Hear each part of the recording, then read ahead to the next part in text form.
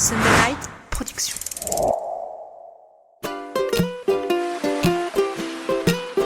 Bienvenue sur Mordu, le podcast des passionnés de glisse et d'outdoor. Mordu, tendance ride.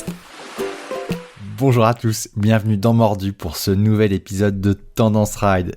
Ici, on rencontre les entrepreneurs de la glisse et de l'outdoor pour comprendre leur parcours et décrypter les dernières tendances du milieu. Je suis Mathieu et suis très heureux de vous présenter cet épisode avec le cofondateur de Takuma, Thomas Bevilacqua. C'est un épisode que je recommande très fortement. Thomas a un profil assez incroyable.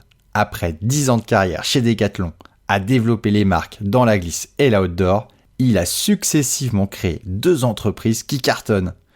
Il revient pour nous sur ce parcours. On est revenu évidemment sur la création de Takuma, la marque qui en à peine 5 ans s'est imposée sur le marché du foil. Que ce soit grâce au mimétisme animal ou à l'inspiration de ses designers, Takuma n'a de cesse de révolutionner son marché. Thomas nous raconte tout sur ses innovations, notamment la dernière, le Ito. Le Ito, un drone nautique qui va très certainement révolutionner le marché du nautisme en remplaçant notamment les jet skis. Allez, c'est parti pour cet épisode de Tendance Ride dans Mordu, Takuma, la révolution foil et innovation.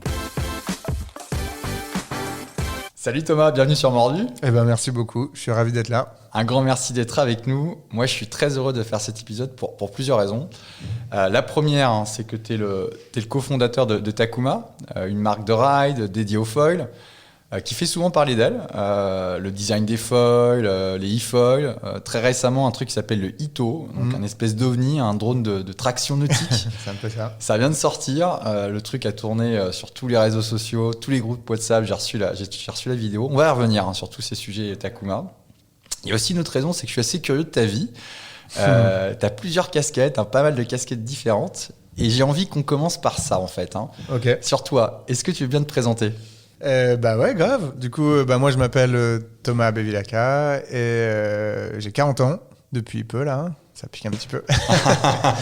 Et je suis cofondateur, du coup, j'ai deux entreprises dans lesquelles je passe. J'ai mis beaucoup d'énergie, en tout cas. Une qui s'appelle Ores, qui est une agence de communication, de publicité. Et l'autre, depuis 4-5 ans, qui s'appelle Takuma, dont tu parlais. Du coup, je suis cofondateur dans les deux. Je les ai pas fait toute seule à chaque fois.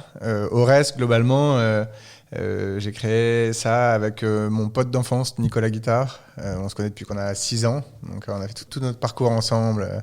Primaire, collège, lycée, voilà. Après, on a pris 2 voies un peu différentes tous les deux et on s'est retrouvés après nos études. Globalement, moi, j'ai commencé ma carrière chez Decathlon. Je crois que tu vas m'en parler aussi. J'ai commencé ma carrière chez Decathlon où je me suis d'abord occupé de la communication d'une petite marque qui n'existait pas en fait à l'époque, qui n'était pas une marque, qui s'appelait Decathlon Roller et qui ensuite est devenue Oxelo, donc qui était un peu marque sport de glisse urbaine, on va dire.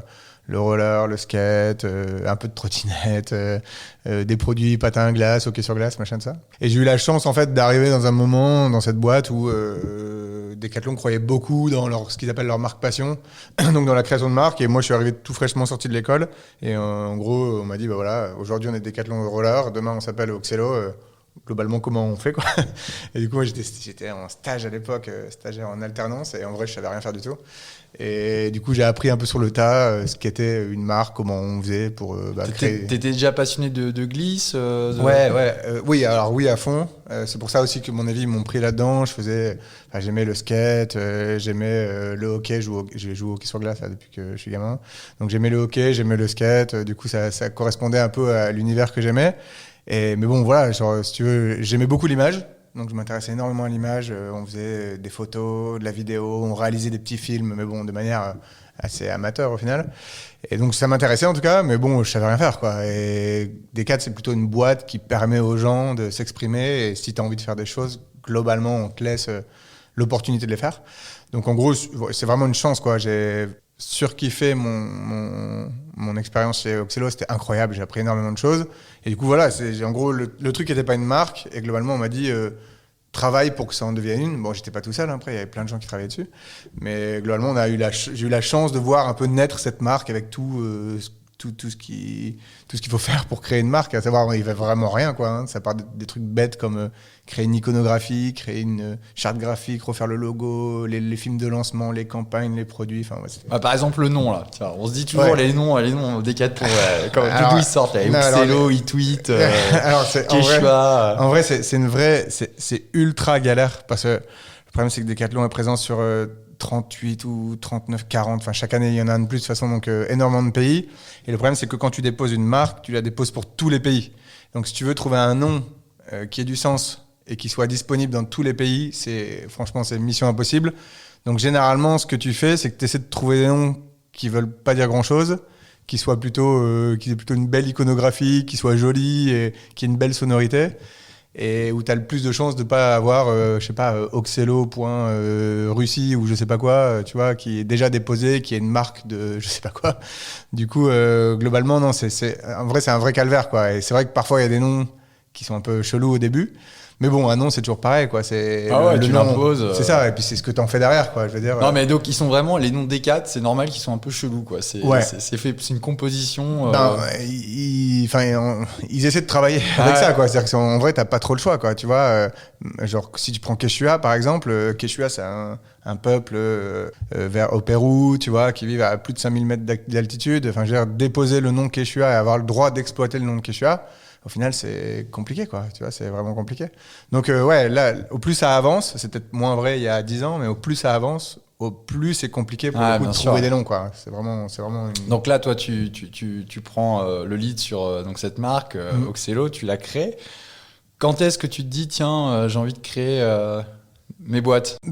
Ça a pris un peu de temps parce que du coup, globalement, j'ai passé 8 ans chez Decat. Donc, j'ai d'abord fait Oxelo et ensuite, je suis passé chez Quechua. Donc, en gros, je suis passé de la toute petite, Oxelo, c'était vraiment la plus petite, à la plus grosse, Quechua, où là, j'ai découvert un autre monde, quoi. Je suis passé d'une start-up à une multinationale, si tu veux. Genre, les budgets étaient multipliés par 10, enfin, tout était plus gros, tout était plus politique, tout était plus compliqué. Mais je suis arrivé à un moment donné où je pense que Quechua, il y avait pas mal de choses à faire. Et je pense qu'on a réussi à transformer aussi un peu l'image de cette marque, avoir une vraie plateforme de marque, une vraie iconographie, et puis vraiment faire en sorte que les gens s'attachent beaucoup plus à cette marque. À chaque fois, tu es responsable de la BU ou tu es en charge de la com marketing de la marque interne? Et du coup, Quechua, j'étais directeur marketing communication, du coup. Ouais, c'est ça. Et j'avais un peu une double casquette, on va dire, chez Quechua. Je m'occupais de Quechua, donc j'étais basé à Salanches, à côté de Chamonix. Et en fait, je faisais une alternance avec la Chine et je m'occupais aussi de Quechua sur le lancement, parce qu'à l'époque, la Chine, c'était un pays hyper important pour la communication des marques. Donc j'ai eu la chance de passer quasiment 2 ans et demi, 3 ans à Shanghai, où je faisais un peu des allers-retours. Et donc je faisais des allers-retours entre Shanghai et Salanches et je me suis occupé du lancement de Quechua aussi en Chine, sur le marché chinois, donc avec d'autres problématiques, mais au final pareil, du naming, des communautés, des réseaux sociaux, enfin comment tu parles à une autre audience en fait, quoi, finalement. Donc c'était hyper intéressant. Donc donc j'ai vraiment eu la chance de bosser de manière plutôt globale sur Quechua et sur la communication de Quechua, ce qui était vraiment pour le coup passionnant. Et alors donc Quechua, et alors on arrive à la création d'Ores, puis de Takuma. Ouais, Ores, en gros, si tu veux, ça part plutôt d'une espèce d'insight de moi client, quoi. Si tu veux, en gros, à l'époque, je bossais avec plein de grosses agences de pub à Paris. Et en fait, comme à titre perso, je faisais de la photo, j'étais réal, enfin, j'étais hyper intéressé par l'image, en fait, de manière générale.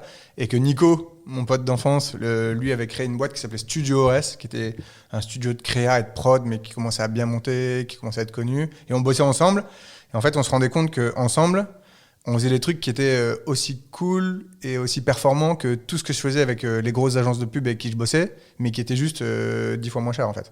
Parce qu'en fait, on avait trouvé un moyen d'intégrer la production, quoi. C'est-à-dire qu'en gros, globalement, avant, tu avais des agences de pub qui faisaient de la créa et de la strat, et des boîtes de prod qui faisaient de la prod. Et nous, on s'est dit, est-ce qu'on serait pas capable de faire un modèle d'agence qui aille jusqu'au bout du geste et qui fasse de la prod? Et du coup, en gros, on a créé une agence, en vrai, je pense, la première agence indépendante de France, qui faisait de la strat, de la créa, en mettant une vraie exigence dessus, mais qui aussi faisait derrière de la production, quoi. Donc on allait au bout du geste. Et on a commencé comme ça en 2013. Et en vrai, ça a marché de ouf. Ça a bien marché, tu vois. C'est qui tes premiers clients? On a eu Decat très rapidement, en fait. En gros, moi, je quittais Decat, mais ça se passait hyper bien avec eux. Du coup, en gros, on s'est dit, pourquoi pas continuer à travailler ensemble, mais juste d'une autre manière, quoi. Et on a eu Decat, on a bossé. Enfin, tu vois, aujourd'hui, on est sur 4 pays, donc France, Chine, Vietnam, Canada. On est à peu près 150 collaborateurs. Ah ouais. Ouais. Ça fait quoi comme chiffre? Ça va faire 25 millions cette année. Ah ouais, c'est beau, ouais. Ouais, c'est cool. Non, c'est cool. Donc ça a bien grossi. On a réussi à attirer des talents. On fait un métier d'homme, quoi. Hein, donc si les hommes sont forts, l'agence est forte. On a réussi à attirer des talents. On a réussi à gagner des gros contrats structurants qui nous ont fait un peu plus connaître. Canon. Et ça, c'est basé à Lille. Enfin, le siège. À Paris aussi. À Paris, ouais. On a Lille, Paris, Montpellier, en France. Et bientôt un petit bureau à Biarritz, ça. Cool. Nico est parti habiter. Nico aime surfer, du coup, il est parti habiter à Anglette. Et donc, on va ouvrir un petit bureau à Biarritz bientôt. Et puis sur d'autres pays, la Chine, Hong Kong, Shanghai, le Vietnam, Ho Chi Minh. J'étais la semaine dernière, d'ailleurs. Et Montréal, au Canada. Ok, excellent. Ouais. Et alors, donc, Takuma, comment ça arrive là-dedans? Et du coup, Takuma, c'est vraiment une coïncidence parce que du coup, moi je suis cofondateur, mais la vraie personne qui a créé Takuma, c'est Cyril Coste, ancien rider, kite, champion du monde de kite, voilà. Et en gros, chez Decat, j'ai rencontré dans un déplacement une fois dans une usine à Shenzhen, j'ai rencontré Damien Gérardin, qui était un designer Nesh, je crois. Directeur marketing ou patron du design, je sais plus exactement, chez Nesh, exactement. Qui est parti maintenant, qui a créé sa marque. Et j'étais pote avec Damien. Enfin bref, on s'était rencontrés, on s'était bien entendu. Et un jour, il m'appelle, il me dit j'ai mon pote Cyril Coste, que tu dois connaître. Moi, je connaissais Cyril de nom, parce que Cyril vient du Nord, et puis à Dunkerque, il est connu comme le loup blanc. et du coup, il m'a dit j'ai mon pote Cyril, il a créé une marque de stand-up paddle, Lokai, il faut que tu le rencontres. Il cherche un mec pour faire du contenu, sa marque, nanana. Et moi, j'étais à Shanghai à l'époque. Au début d'Orège, j'ai passé un peu de temps à Shanghai pour le bureau de Shanghai. Et du coup, j'ai rencontré Cyril à Shanghai et vraiment fité hyper bien. Et puis, en gros, il m'a missionné pour me dire voilà, globalement, moi, je sais faire des produits. La communication, c'est un peu moins mon truc. Est-ce que ça te dit de m'aider à travailler sur Lokai? Donc, en gros, Ores a travaillé pour Lokai. Et un mois après, quasiment, même pas un mois après, on était en shoot en Nouvelle-Calédonie, parce que Cyril à l'époque était pas blasé, mais basé en Nouvelle-Calédonie. Du coup, on est parti en Nouvelle-Calédonie pour shooter pour Lokai. Donc, il faisait stand-up paddle, entrée de gamme gonflable, jusque des boards pour aller surfer. Il avait un petit team. Enfin, le truc était cool, quoi. Hein. Et du coup, on a été shooté en Nouvelle-Calédonie, où j'ai rencontré Léopold Etienne aussi, qui est du coup maintenant un rider Takuma. Pareil, super surfeur, enfin voilà. Donc on a rencontré Léo qui avait 14 ans et on a fait un shoot et on s'est vraiment hyper bien entendu, quoi. Ça a vraiment collé. Moi, je connaissais un peu moins l'univers du surf et du coup j'ai découvert un peu cet univers. Je faisais beaucoup de photos, j'ai fait énormément de photos de skate, notamment avec avant ce que j'avais chez Oxelo. Et je connaissais un peu moins l'univers de la glisse sur l'eau, mais je tombe amoureux, j'adore l'ambiance, shooter dans l'eau et tout. C'était vraiment incroyable sur des spots de surf en Nouvelle-Calédonie qui étaient ouf, quoi. Enfin, tu faisais 45 minutes de bateau dans le lagon pour arriver à un spot. Il y a pire comme taf, quoi. Ouais, c'était ouf.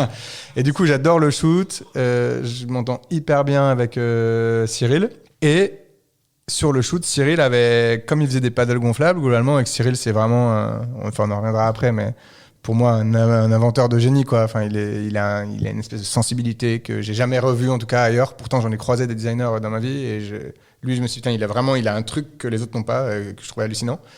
Et il avait fait un bateau gonflable, qui était hyper beau. Donc, c'est souvent des Zodiacs et tout, c'est un peu moche. Et là, celui-là, il était beau, il était coloré, enfin, il était bien fini, et je le trouvais vraiment trop beau. Et dessus, il avait écrit Takuma. Et Takuma, c'est son fils, en fait. C'est le fils de Cyril, parce que Cyril est marié à une japonaise. Énorme. Voilà, c'est ça. Et du coup, Takuma, c'est un prénom comme Olivier en France, quoi. Et donc, Takuma, c'est un prénom assez commun au Japon. Et donc, son fils, enfin, je dis commun, le pauvre. Non, c'est un prénom cool. Ah, mais c'est comme Mathieu ou Voilà, Cyril, quoi. c'est comme Mathieu, Cyril, Thomas. Et donc, son fils s'appelle Takuma. Et donc, il avait mis le nom de son fils sur son bateau. Je pense comme beaucoup de personnes qui achètent un bateau. Mais c'était beau, quoi. Et moi, je trouvais que le nom de Takuma, ça sonnait bien, c'était joli. Et bref, je dis, tiens, il est cool ton bateau, mais pourquoi t'en fais pas plus, quoi? Là, tu l'as fait pour toi. Tu sais, t'as la techno, tu sais en faire, t'as les bons contacts, les bonnes usines et tout. Vas-y, quoi. Bref. Et il me rappelle, je pense un mois après. Et il me dit, ah putain, j'ai réfléchi à ton truc là, Takuma, le bateau, nanan et tout. En fait, je sais pas, t'as raison, moi je sais faire des bateaux, vous savez faire de la communication, du marketing. Est-ce que tu veux pas qu'on crée une petite boîte ensemble où on vend des bateaux un peu sur un nouveau modèle?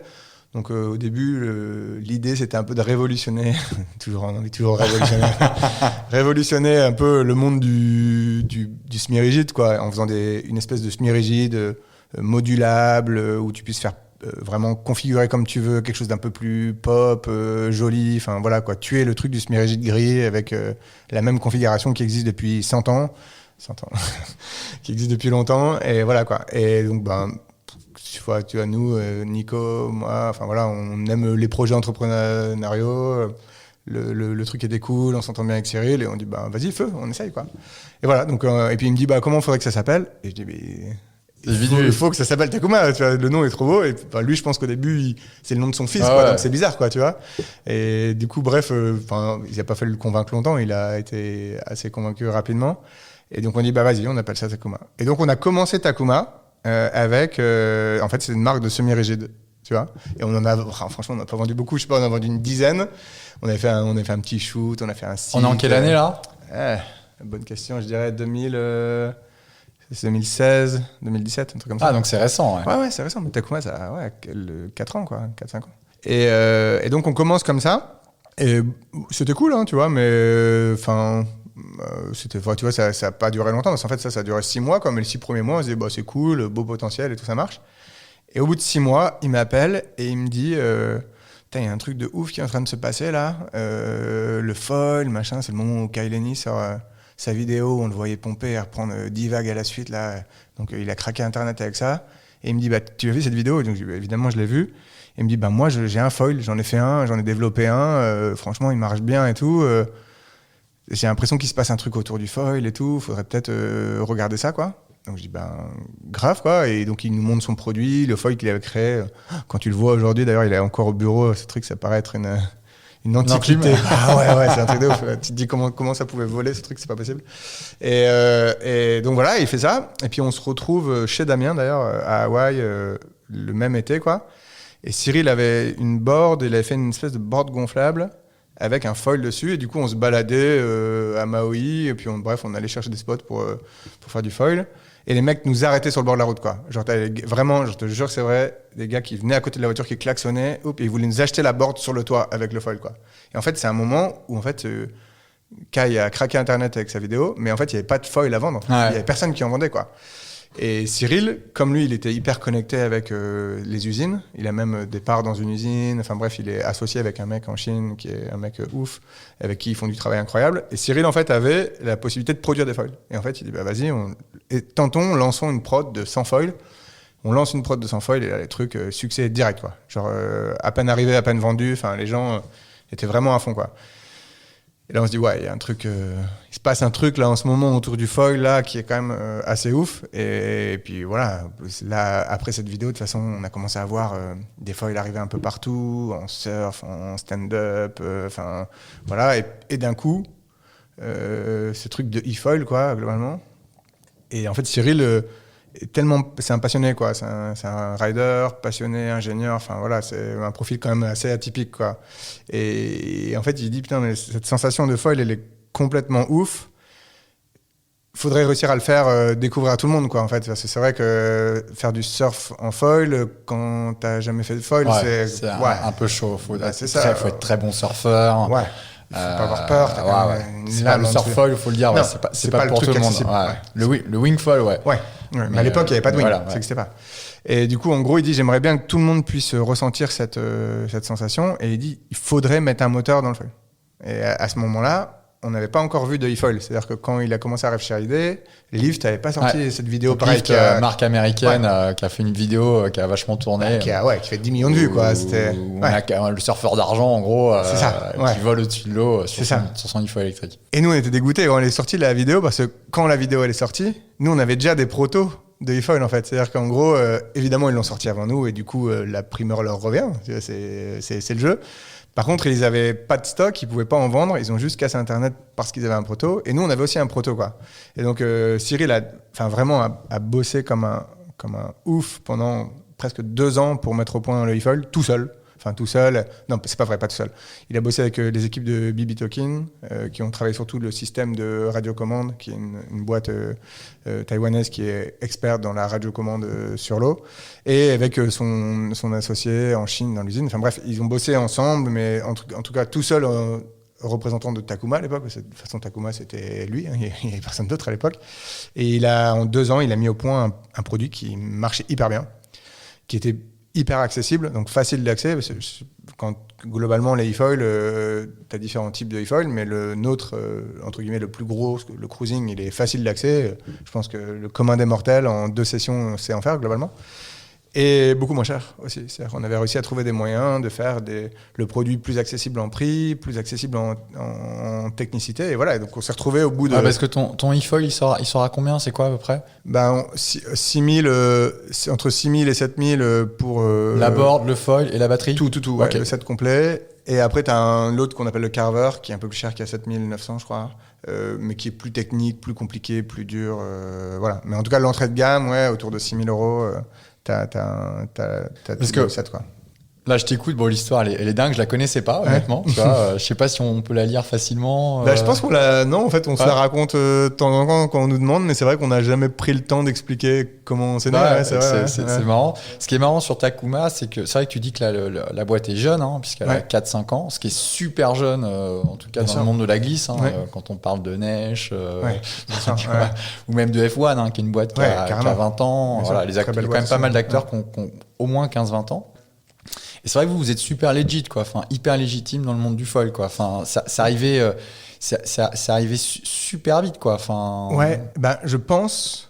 On s'est souvent posé la question parce que maintenant il y a beaucoup de marques de foil au final. En fait, je pense que la chance, je sais pas si on doit appeler ça de la chance. En tout cas, ce qui s'est passé, c'est que comme on a été dans les premiers à pouvoir vendre des produits, qu'on avait la chance d'avoir un fondateur qui était passionné par les produits. Enfin, Cyril est vraiment passionné par ça, pour le coup. Et qu'on a eu la chance d'avoir des innovations produits qui sont sorties, qui ont, je pense, un peu révolutionné le marché. Pour le coup, je crois vraiment que le foil Kujira, c'est une révolution. Le foil Kujira, donc c'est un foil qui est assez particulier, hein, puisqu'il est crénelé à la manière d'une nageoire de baleine. Le mimétisme animalier, où en fait, effectivement, les ingénieurs sont inspirés de la nageoire d'une baleine pour créer un foil qui puisse être plus petit, plus manœuvrable et qui puisse avoir autant de portance qu'en fait qu'un autre foil. Et en fait, quand le foil Kujira est sorti, on a fait tester à beaucoup de riders pour le coup, et en fait, les gens l'ont adopté directement. C'est-à-dire que les gens ils ont pété un cap sur le foil. Ce qui est vrai, c'est que moi, quand je me suis mis notamment au wing, j'ai commencé à chercher des foils et tout. Si tu contactais un peu les potes introduits dans le milieu, qui étaient un peu avant-gardistes sur le sujet, le nom de Takuma revenait souvent dans le bon matos, quoi. C'est cool, quoi. Du coup, tu vois, c'est vraiment, à mon avis, c'est ça qui a permis de nous placer sur la carte des marques de foil. Et tu vois, on n'a jamais fait d'études et tout, mais je serais intéressé de faire un peu. J'ai demandé, il y a combien de marques de foil? Parce que moi, instinctivement, je pense que dans le monde, il y en a peut-être 20, 30, 40. Ouais, ça doit être ça. Et après, en fait, t'as les marques multisport, les spécialistes. C'est ça. Est-ce qu'il y a une marque de foil 100% foil? Lyft, je pense qu'ils sont quand même 100% foil. Je saurais pas dire, parce que je les vois. Pour le coup, je connais leur e-foil, mais leur foil, je les vois rarement sur les spots, mais il y en a peut-être plein aux US. Ils en ont. Ils ont des bons riders. Enfin, ils ont une belle team et tout. Mais des marques 100% foil, je sais pas trop combien il y en a, mais ils commencent à avoir beaucoup de marques. Et alors, t'as de tout, quoi. T'as des marques qui sont plus ou moins grosses. vraiment des trucs qui sont un peu petits, confidentiels et tout, mais il y en a quand même de plus en plus. Forcément, de toute façon, je pense qu'il y a tellement, le nombre de pratiquants augmente tellement chaque année que forcément, il y a de plus en plus de marques qui s'intéressent à ça. Parce que là, toi, là, aujourd'hui, c'est quoi le Takuma en quelques chiffres? C'est quoi? Vous êtes combien d'employés? Vous vendez, c'est quoi votre volume de vente, votre CA, pour qu'on se rende compte un peu de où vous en êtes aujourd'hui? En volume de vente, ça va faire 15 millions d'euros. Ah, donc c'est sérieux, ouais. Ouais, c'est sérieux. Et surtout, ça double en croissance chaque année, quoi. Il y a eu le boom du Wing qui a dû vous porter la post-Covid. Exactement. Et après, le e-foil représente aussi une grosse partie. Ah ouais. Le e-foil représente une grosse partie. T'en vends combien des e-foils? Waouh, putain, le chiffre là. Non, mais je sais quoi, c'est 100, c'est 1000. Ah ouais, non, c'est plutôt en 1000 qu'en 100, ouais. Et qui achète ça? Plein de profils différents. Soit tu as des loueurs. Ouais. Tu vois, c'est quand même un jouet, entre guillemets, qui est adapté à la location, quoi. Ouais. Je veux dire, c'est facile, tu vois, sur une plage. Je trouve que parce que la promesse du e-foil, elle est dingue quand tu vois les images. Tu dis, waouh, j'ai trop envie d'essayer tout ça. Ouais. Dans la vraie vie, ça pèse quand même vite fait 30-40 kilos, 30 kilos, le truc. Ouais. Donc, faut le transporter, faut le mettre à l'eau. C'est pas aussi simple que mettre que d'aller surfer, quoi. Enfin, clairement, tu vois, il y a une petite logistique qui se fait, hein, j'imagine. Hein. Enfin, ça se porte avec un pote, c'est facile. En famille, c'est simple et tout ça. Mais il y a cette petite logistique. Donc c'est vrai que le loueur, qu'elle batte le truc, boum, ça en bas de sa plateforme de location, ça part, c'est direct. Donc je suis pas surpris, ouais. Donc le loueur, hyper facile. Après, il y a toute une partie yachting où tu as les yachts qui mettent ça en jouet sur les yachts. Donc il y a quand même un bon marché là-dessus. Et après, tu as des gens juste passionnés de foil qui en achètent parce que en fait, c'est quand même, pour un mec qui kiffe le foil, je veux dire, c'est quand même une belle alternative quand t'as pas de conditions du tout, quand il n'y a pas de vent, quand il n'y a pas de vagues. Enfin, tu vois, aujourd'hui, moi, ça fait 4 ans que j'utilise les foils et en vrai, à chaque fois que je le sors, je suis toujours aussi content d'en faire, quoi. Enfin, tu vois, t'as quand même une sensation qui est juste incroyable, quoi.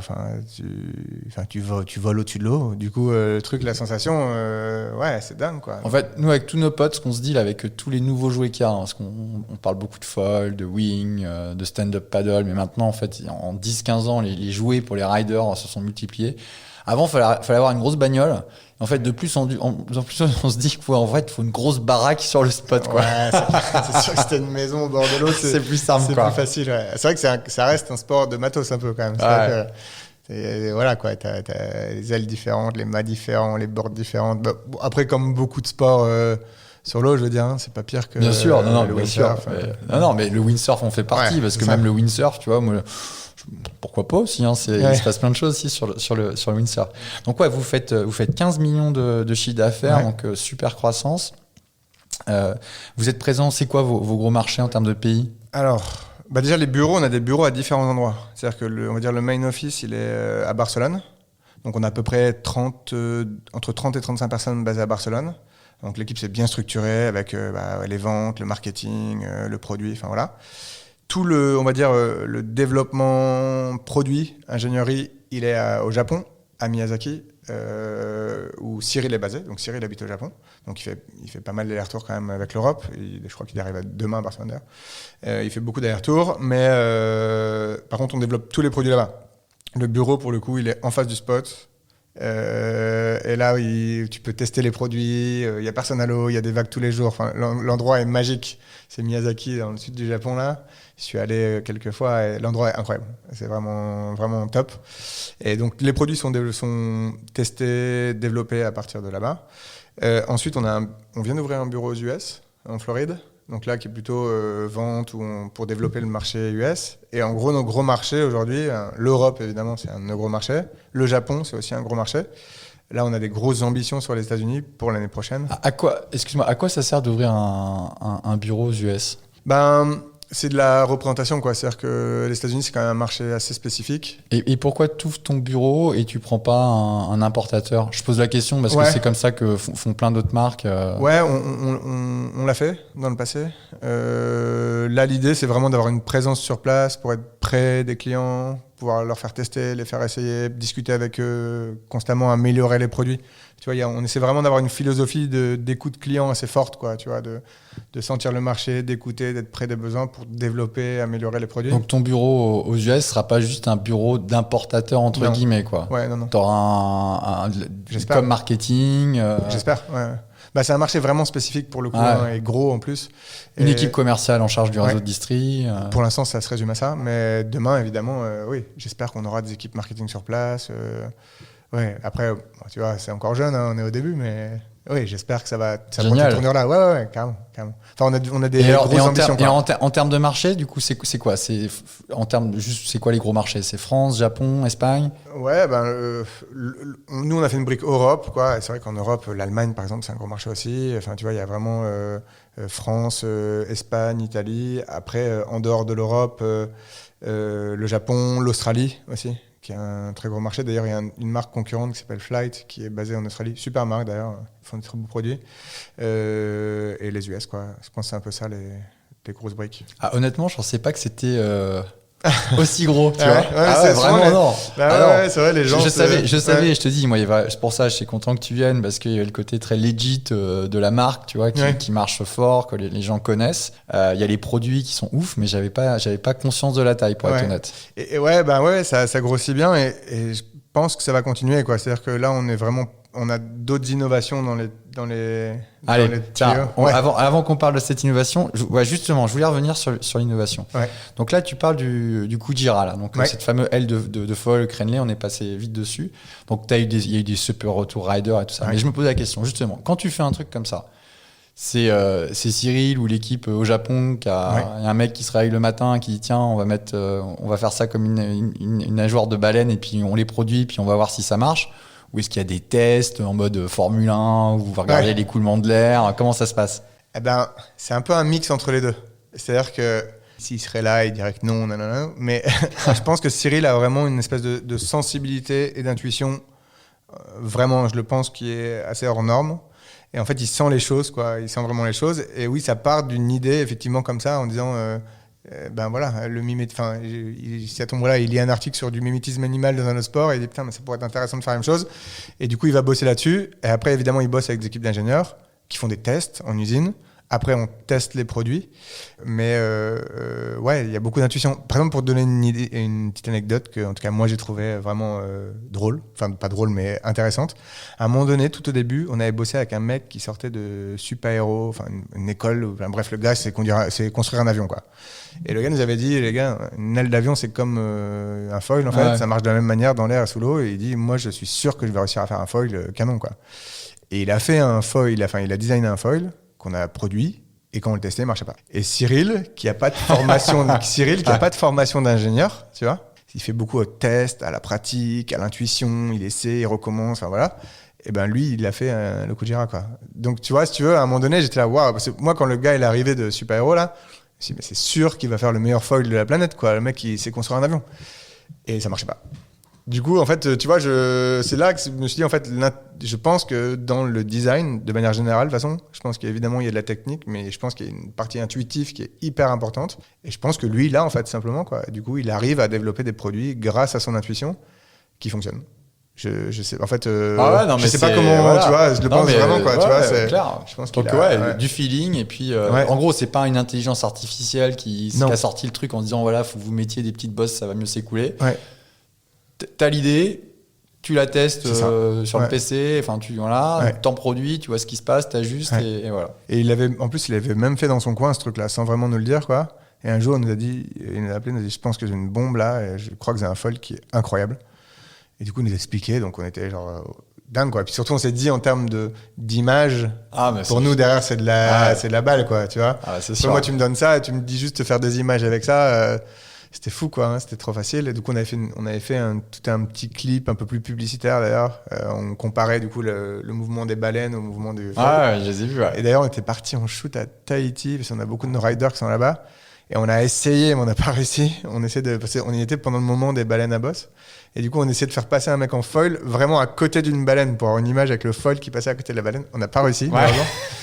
Par contre, c'est le fameux shoot où Matej Drolet, il a pris le tube en foil. Ouais, bah ça, c'est un de vos super ambassadeurs. Ouais. Et pour moi, il y a Takuma avant et après ce truc-là. Ouais. Je pense qu'en fait, le jour où il fait, du coup, j'étais là, c'est moi qui ai fait la photo, du coup, j'étais vraiment devant lui, quoi, tu vois, genre en mode, j'ai halluciné complet. Surtout qu'il l'a fait avec une aile qui, je pense, n'était pas vraiment adaptée, quoi. Il a fait avec une 980. Donc, je pense qu'il était un peu trop grosse. 980, c'est le volume de l'aile avant, qui est plutôt une aile assez grosse quand on va très vite, en tout cas quand on a le niveau de. Et à Tiopo, si tu veux, dans un tube, c'était une aile qui était un peu grosse pour ça, quoi. Et en arrivant, on lui avait dit, mais tu étais chaud là d'essayer un Tiopo, un tube, machin tout. Lui, il était ouais, je vais essayer, pas de problème. Et en vrai, je sais pas, en 3 essais, il a pris un tube, quoi. Et du coup, quand on a eu cette photo, on était genre comme des oufs, quoi. Et tout le monde était hystérique. Ouais. Et la photo, elle a fait, en une journée, elle a fait 10 millions de vues. Ah ouais, mais je suis pas surpris. Ouais. 10 millions de vues. Et ça, pour le coup, ça a été vraiment game changer, je pense, dans l'histoire de Takuma. Et je sais pas, Kelly Slater, Philippe Toledo, enfin bref, tout le monde partageait la photo, quoi, si tu veux. J'étais là, c'était ouf. Je me souviens, on était tous en train de dîner à Tahiti et on rechargeait sur Insta le feed, on rechargeait et on voyait, ça montait par tous les 5 secondes, on rechargeait, on prenait 1000 likes, quoi. C'était un truc de ouf, quoi. Et genre, on était là, waouh. Et puis là, en fait, on a pris conscience, on s'est dit, ok. Là, il vient de se passer un truc qui a... voilà. Et je pense qu'il y a un avant-après pour Takuma là-dessus, en termes d'image. Hein, je parle. Ah, c'est sûr. Ouais. C'était incroyable. Ouais, c'était complètement fou. Et puis c'est aussi...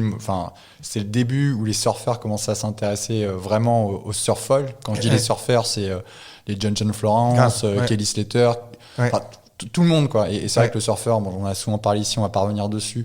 À la base, il reste sur le surf, il s'intéresse pas au reste. Ouais. Le surf foil a vraiment pris et là voilà, il n'y a pas un surfeur il y a peu de surfeurs de très bon niveau qui fait pas du surf foil maintenant, au moins pour le plaisir, quoi. Et ça a énormément aidé le foil parce qu'en fait en vrai tu te dis qu'est-ce qui fait tu vois, ça aurait pu aussi tourner en mode trottinette des mers, quoi, tu vois. Et à un moment donné, je me souviens, Stab avait pris la photo de Matej dans le tube, ils avaient posté la photo, je crois que c'est Stab, hein, et ils avaient écrit le jour où le foil est devenu cool. Et là, en fait, je me suis dit, ok. Ouais. C'était vraiment un bon truc. C'est vraiment ça, quoi. Tu vois, c'était avant, tu vois, comme c'est effectivement le foil, ça, et moi, je l'ai aussi un peu pensé quand j'ai commencé. Je me dis, sur un truc d'allemand, windsurfer sur le parking, t'es là à monter ton matos, ça prend des plombes. Alors après, tu te le mets sur les épaules, t'es chargé comme un bœuf, tu mets ton truc. Les premières expériences de foil, c'était plus le windsurf à l'ancienne, avec plein de matos, hyper relou, quoi. Moi, c'est ça que ça m'a donné comme impression. C'est vrai que quand tu vois Matej Drolet en shortboard, pleine balle sur son petit truc. Il a tellement de style en plus, c'est un chat, quoi. Tu vois, il est beau à regarder. Si tu veux, genre, j'ai souvenir de shoot où presque on posait les appareils photo et on le regardait et on se disait genre, waouh. Genre, il fait un truc différent, quoi, tu vois. Il y avait les autres riders qui ont déchiré aussi, hein, Léo, Lorenzo, Tika, enfin, tout ça. Ils étaient tous là, Clément, Colmas, enfin, bref, ils ont tous déchiré. Mais ouais, cette photo, ce tube, je pense, en termes d'image, transformé Takuma. Faut qu'on la remette, là, quand on publiera le podcast, pour que les auditeurs puissent la voir direct, parce qu'elle est incroyable. J'ai dû la liker 10 fois, donc je vais la retrouver facilement. Ouais, on parlait d'innovation. Donc là, Takuma, là, vous venez de sortir un truc de dingue. J'espère. Honnêtement, il va falloir que tu me le décrives. Tu vas le décrire, parce que déjà, je vais pas me lancer dans l'exercice de description qui est pas simple. Ouais. Et après, c'est vrai que ça a fait halluciner tout le monde. Tu vas nous parler de l'usage, parce qu'on n'a pas encore tous compris à quoi ça allait servir.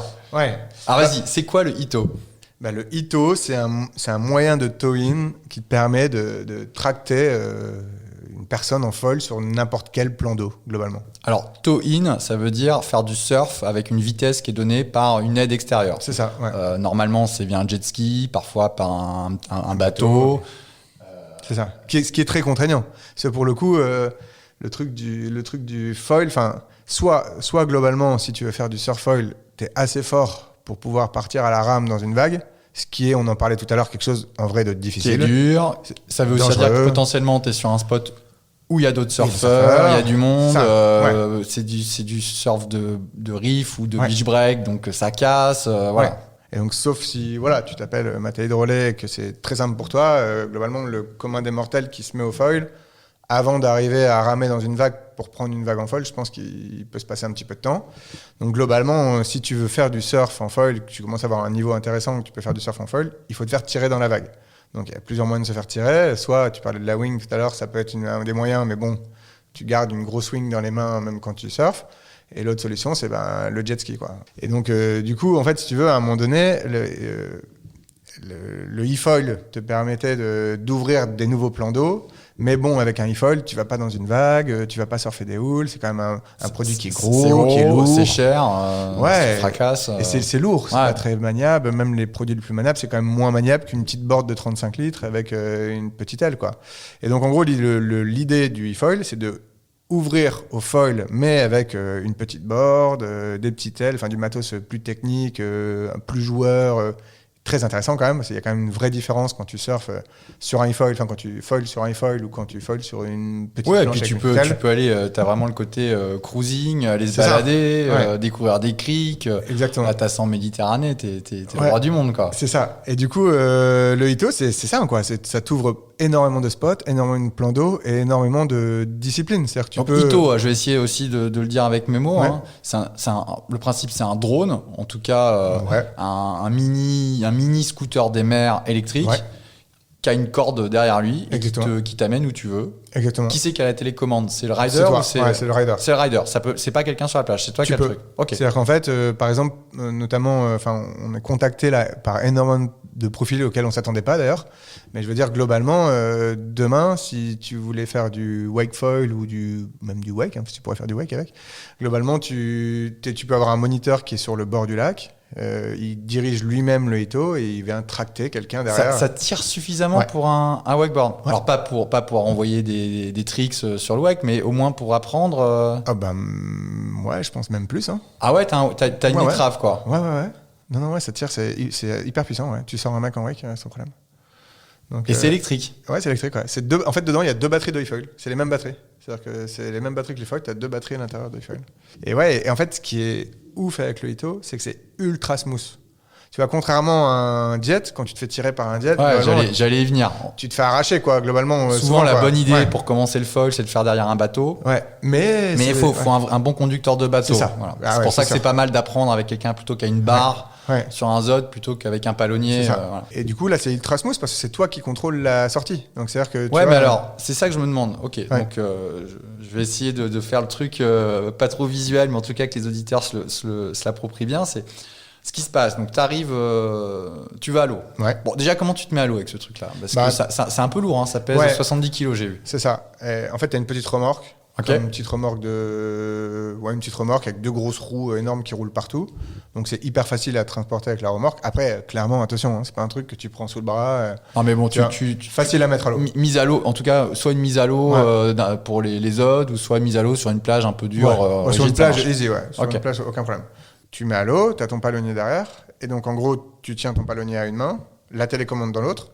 Comme c'est hyper smooth, t'as pas besoin d'avoir les 2 mains sur le palonnier. En bateau ou en jet, t'as besoin d'avoir les 2 mains sur le palonnier parce que ça tire fort et tout. Là, c'est tellement smooth que si tu veux, tu seras à une main vraiment sans problème, quoi. C'est hyper, vraiment, enfin, je sais.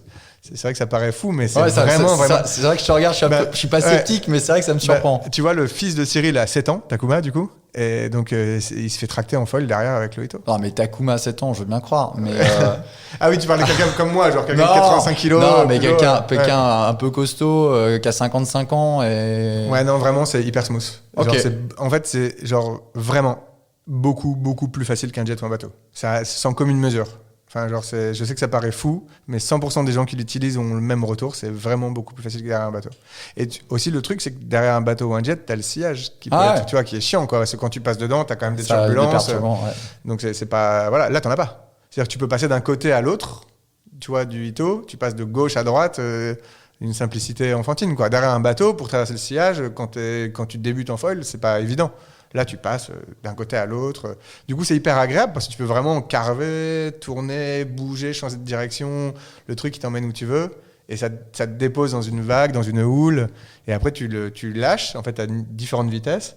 Donc, en gros, si tu es, je sais pas, à vitesse 8, tu mets à la vitesse 6, et le truc, il te suit, quoi. Toi, tu prends ta vague, il te suit, après, tu le ramènes et tu repars. Et alors, comment tu fais pour que le truc se fasse pas fracasser sur une vague ou sur une houle On l'a conçu pour qu'il puisse se faire fracasser, déjà. Donc, c'est-à-dire que s'il bouffe, c'est pas très grave, tu vois. C'est-à-dire qu'il peut se retourner dans tous les sens. Tu sais, il a pas besoin de rester dans le même sens. Il peut se retourner, se prendre une vague, il n'y a pas de problème. Bon, après, évidemment, si tu mets un Nazaré qui se prend la falaise, ça va pas marcher, il va péter. Mais je veux dire, s'il va pas se fracasser contre un rocher, globalement, dans l'eau, il peut se passer tout ce que tu veux. Il est conçu pour se faire retourner tout. Donc, dans l'eau, il n'y a pas de problème. Et après, comme globalement... quand tu fais du foil, tu surfes en foil, tu vas plutôt rester à l'endroit où la vague, elle casse pas trop, quoi. Donc, tu es plutôt sur la houle. Donc, il te suit dans la houle. Donc, logiquement, si tu le positionnes bien, il n'y a pas de problème. Il bouffe pas, quoi. Quand j'ai vu le produit, donc, il y a eu le truc un peu de sidération, de se dire, on n'a jamais vu ça, c'est quoi ce délire? Après, il y a le truc, à quoi ça va servir? D'un côté, j'ai eu le réflexe un peu de me dire, en termes RSE, est-ce que c'est pas encore un gadget ou une connerie chinoise de plus? Enfin, je me permets de le dire, tu vois, de l'exprimer comme ça. Après, je me suis dit, non, mais en fait, ça se trouve, c'est juste trop bien parce que c'est électrique et ça va permettre de remplacer les jet skis parce que tu pourras te faire tirer sur ton foil et en fait, tu peux aller te balader. Peut-être que les écoles, au lieu de cramer du pétrole, elles font ce truc-là. J'espère. Tu vois, j'étais au Vietnam la semaine dernière. Et du coup, comme je suis fou de foil, du coup, j'avais emmené une board, un foil avec moi. Et j'ai loué un jet. Et je suis arrivé et j'ai eu un jet où le mec, je te montre l'image, où le mec, il allumait le jet en faisant toucher 2 fils. Bah ouais. Tu vois, un truc, je pense que le truc, il était de 1995. Il y a une espèce de fumée noire qui est sortie. Enfin, tu vois, j'étais trop mal. Et en fait, je me suis dit, dans le monde, il y a quand même plein d'endroits où les jets... Évidemment, si tu prends le tout dernier Yamaha, une Hyper Clean, c'est plus propre, tu vois, et encore, c'est pas non plus hyper propre.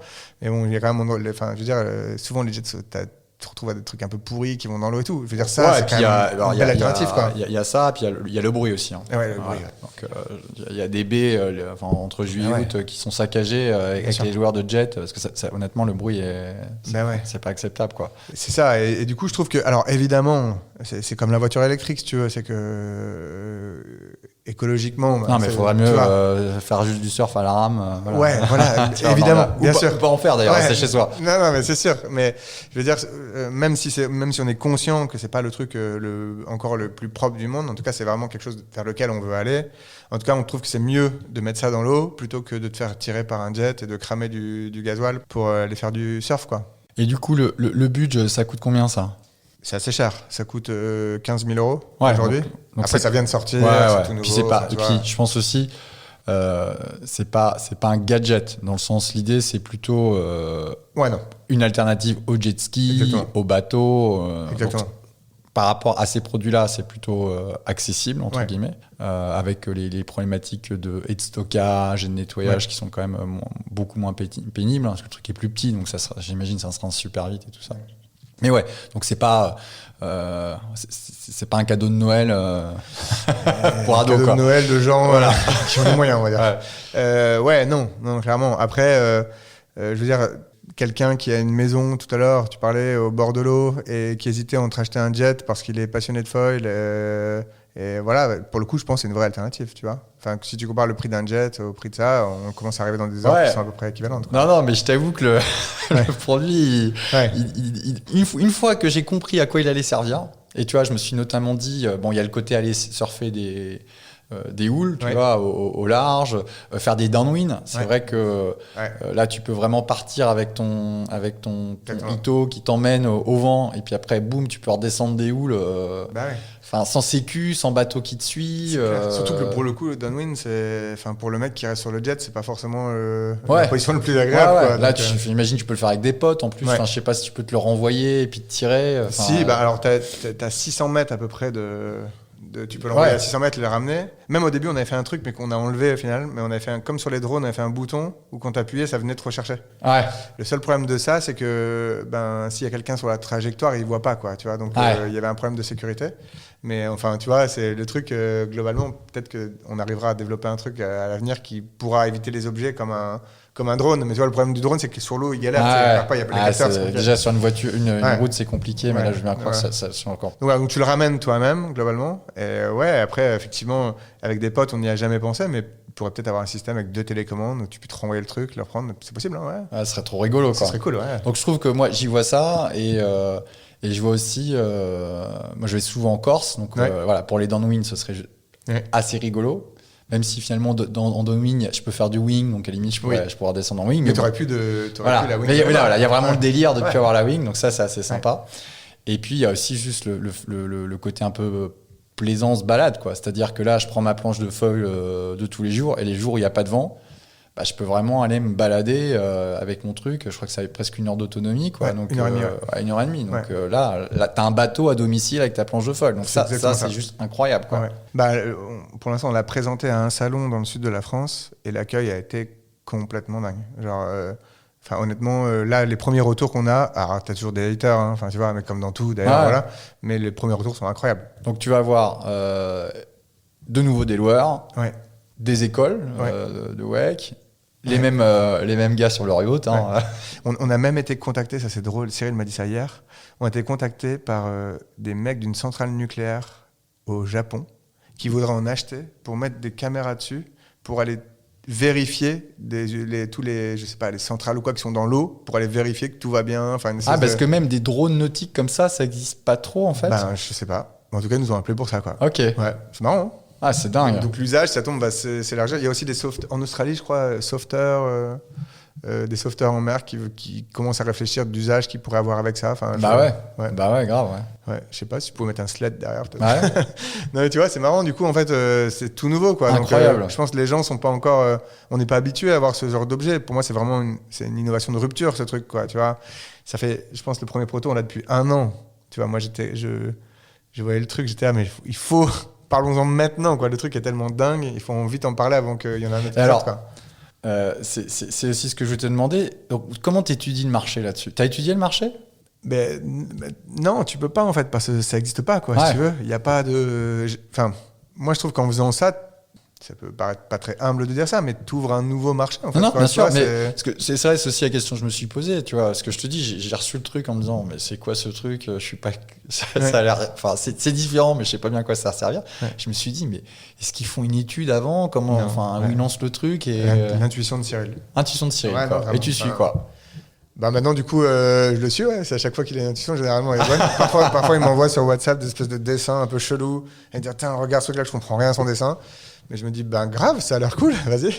Non, mais ouais, globalement, ouais, c'est beaucoup son intuition. Tu vois, là, il y a de nouveaux projets sur lesquels on bosse.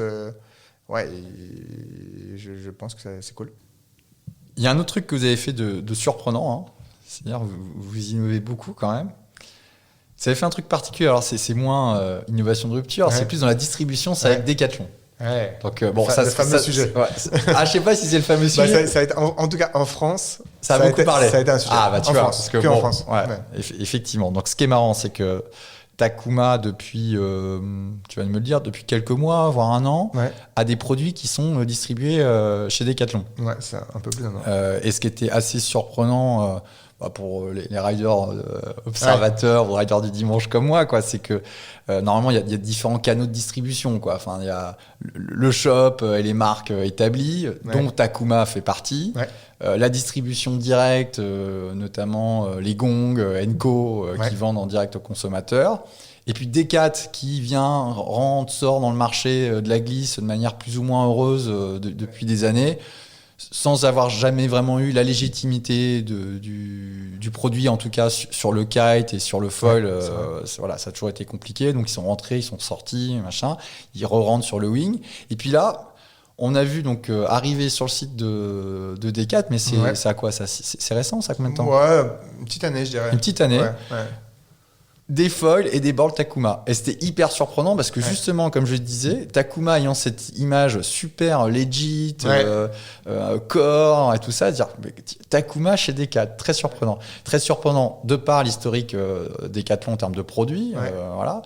Et puis surprenant aussi parce que l'image de la marque était tellement bonne, Takuma, que c'était se dire, waouh, gros risque de se torpiller, quoi. Ouais, ça a été une vraie question qu'on s'est posée. Alors, déjà, il y a plusieurs éléments. Déjà, c'est très franco-français, ça. C'est-à-dire qu'en gros, tu vois, pour un Français, c'est bizarre d'avoir une marque de glisse chez Decathlon. Non, puis, pour un Américain. Pour un Français, je pense qu'on est peut-être 1000 gars. Oui, mais c'est ceux qu'on parle, oui, quoi, oui, tu oui, vois. non, mais grave, c'est les influenceurs, non, mais bien sûr, mais hyper important d'ailleurs. Mais pour un Américain, pour le coup, lui, il s'en fout, tu vois, ça change rien. Donc ça, c'est très franco-français. Ensuite, comment ça s'est passé ? Globalement, Decathlon s'intéresse au foil, parce qu'ils avaient des équipes et des gens qui s'intéressent au foil, et du coup, il y avait des projets qui sortaient sur le foil. Donc Decathlon est venu nous voir, donc c'est pas nous qui avons été voir Decathlon, Decathlon est venu nous voir en nous demandant si ça nous intéressait de réfléchir avec eux, machin, voilà. Et enfin, on n'avait pas envie de co-construire des produits avec eux, c'était pas le but. Et par contre, on avait une gamme de nos produits qui était plutôt accessible, quoi, grand public. Je t'en parlais tout à l'heure sur le e-foil. Enfin, le e-foil, ce qu'on voulait, nous, le but, c'était de rendre accessible le e-foil, le foil. C'est vraiment une clé d'entrée facile, quoi. Je veux dire, ma femme qui a jamais fait de sport de glisse de sa vie, elle sait faire du e-foil, quoi. Tu vois, elle a réussi à avoir cette sensation incroyable grâce au e-foil. Et Decat, eux, c'est vraiment ça, l'accessibilité. Ils veulent mettre les gens au sport, globalement, quoi. Donc, on les connaissait, forcément. On avait du réseau avec eux. Donc, on s'est dit, pourquoi pas faire un test sur une partie de notre gamme. Donc, c'est-à-dire, il y avait un e-foil, un foil et une wing. Donc, pas de Kujira. Donc, plutôt, c'était le LOL Pro. La board, c'était une board plutôt volumineuse, assez grosse, pas les boards en carbone, voilà et tout. Et une wing plutôt entrée de gamme. Donc, si on a juste mis ces 4 produits-là, et en disant, on fait un test, là où, tu vois, Neige, on distribue chez Decathlon, tu vois, et tout le monde a oublié. Ouais, c'est vrai. Tu vois, à un moment donné, je veux dire, ça reste un circuit de distribution, enfin, il faut arrêter de diaboliser Decathlon, tu vois, ça reste une des plus belles marques françaises, quand même, qui font des choses incroyables, qui innovent, qui rendent le sport accessible, enfin, il y a quand même des vertus chez Decathlon, beaucoup. Donc, on s'est dit, voilà, pourquoi pas tenter de distribuer des produits chez eux. Et en vrai, il se trouve que ça se passe pas très bien, tu vois, c'est-à-dire qu'en gros, si tu veux, je pense qu'on a quand même des produits qui sont chers, compliqué à vendre, tu vois, que tu peux pas le mettre dans un coin, dans un rayon et dire allez, sortez votre carte à 6 000 € pour acheter un e-foil, tu vois. C'est que tu as quand même besoin d'expliquer le produit, tu vois, d'avoir un vrai service. Et alors sur l'e-foil, je suis qu'à moitié surpris. Par contre, sur les boards, sur les wings, et tout, plutôt les wings, je dirais. Les wings, ouais. Ouais, les wings plutôt. Mais voilà, bon, en fait, si tu veux, voilà, donc on a fait un test. Et pourquoi tu dis ça se passe pas très bien ? Bon, en fait, il y a aucun problème dans la relation. C'est plus, en fait, je pense que c'est pas un bon canal de distribution pour nos produits. Parce que les ventes sont pas là ? Oui, on a fait des ventes, mais ouais, non, tu vois, c'est compliqué pour eux parce qu'ils vendent une grosse partie sur Internet. Ouais. Les produits, c'est pas forcément présent en magasin. Tu vois, moi, je pense que pour un truc comme ça, tu as besoin d'avoir. Enfin, si tu veux le vendre en magasin, il faut que tu mettes un corner avec de la PLV, de l'explication, de la vidéo. Enfin, tu es un vendeur presque dédié à ça, quoi, tu vois. Et évidemment, enfin, t'imagines bien qu'aux yeux de Decat, vendre 300 ou 400 e-foils, si tu veux.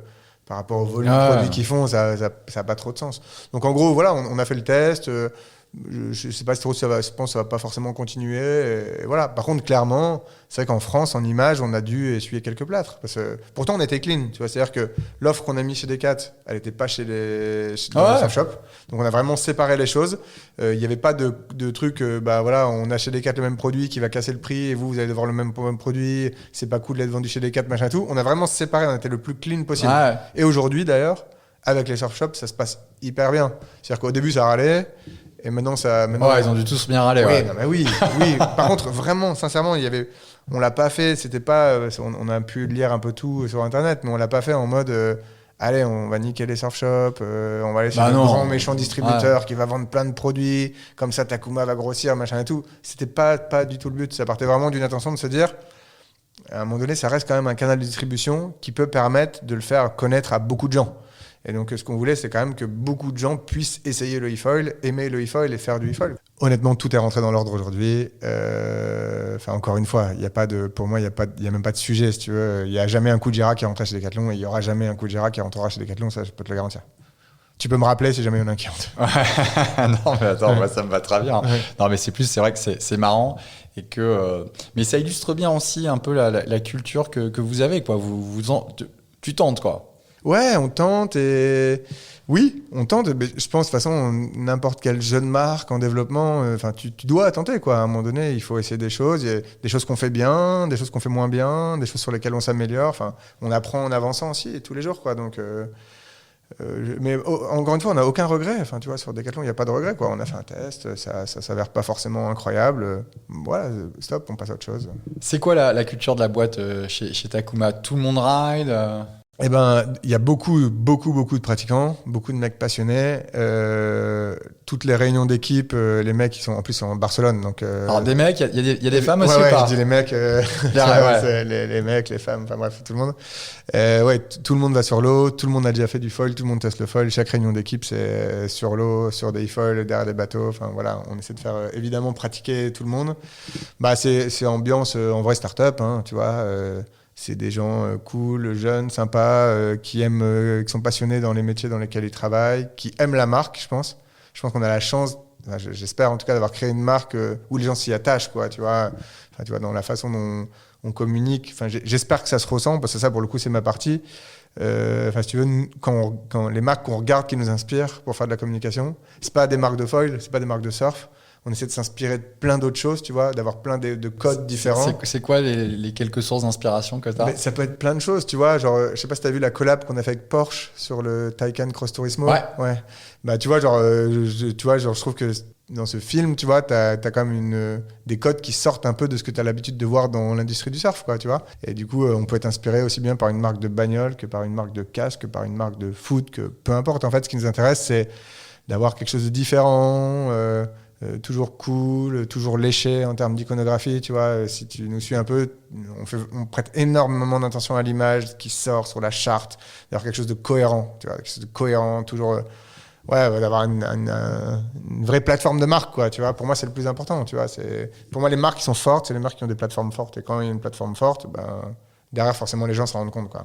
Et j'espère, en tout cas, que c'est ce qui ressort aujourd'hui, ce qui ressort, pardon, de Tecmo. Donc toi, si on revient sur toi, donc, et on va conclure là-dessus.